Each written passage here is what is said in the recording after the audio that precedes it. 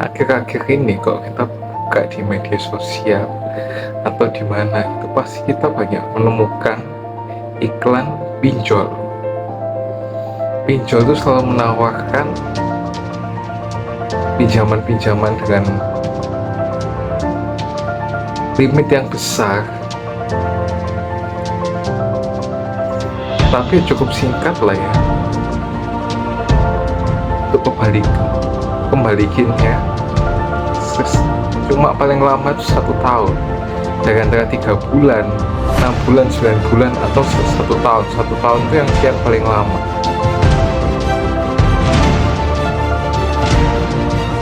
Tapi dari limit sebesar itu ya, kita tuh selalu diarahkan apa, untuk ke gaya hidup yang mewah, bukan untuk kebutuhan yang penting atau untuk modal usaha dan lain sebagainya. Selalu kita diberikan apa, pinjol untuk apa, untuk beli iPhone dan sebagainya. Kan ada itu pinjol yang jual iPhone itu cuma 200.000, tapi itu bayarnya cicil, itu atau sampai berapa lama. Untuk gaya hidup yang gimana ya, mewah, tapi hidup itu nggak tenang gitu loh.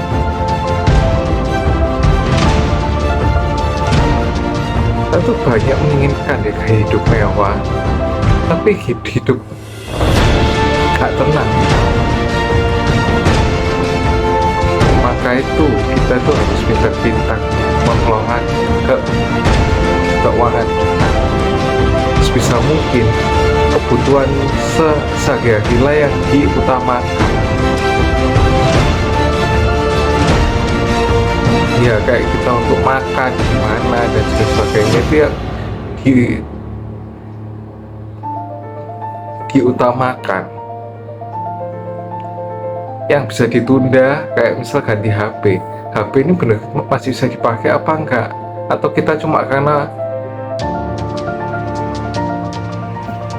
FOMO aja sih sama HP-nya itu, karena punya fitur ini dan sebagainya itu. Maka itu mengelola keuangan itu penting ya. Walaupun pengelolaan keuangan ini susah diterapkan untuk orang yang benar-benar ekonominya sangat terpuruk. Karena apa?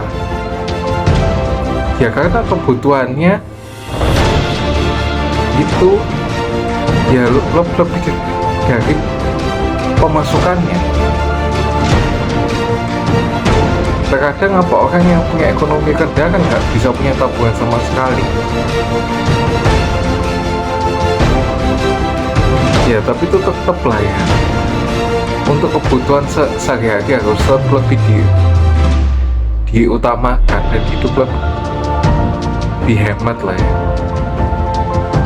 Ya orang yang punya ekonomi lebih, ya janganlah selalu apa, selalu pengen makan enak, self reward dan sebagainya. Dihemat juga meskipun kita sudah punya dana darurat ya. Bisa-bisa itu tabung untuk hal lain. Ya makanya jangan tergiur sama pinjol, terutama untuk apa, gaya hidup, karena pasti gak bisa kembaliin. Kayak contohnya yang limitnya paling besar 80 juta. 80 juta itu dibagi 12 itu sekitaran 7 juta, kok 7 juta, 6 juta sekian itu.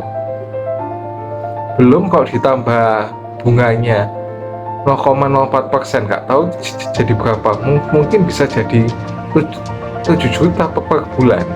Nah kalau kita itu gajinya per bulan cuma 5 juta, nah 2 jutanya itu gimana bayarnya? Masa sih kita rela gali lubang tutup lubang demi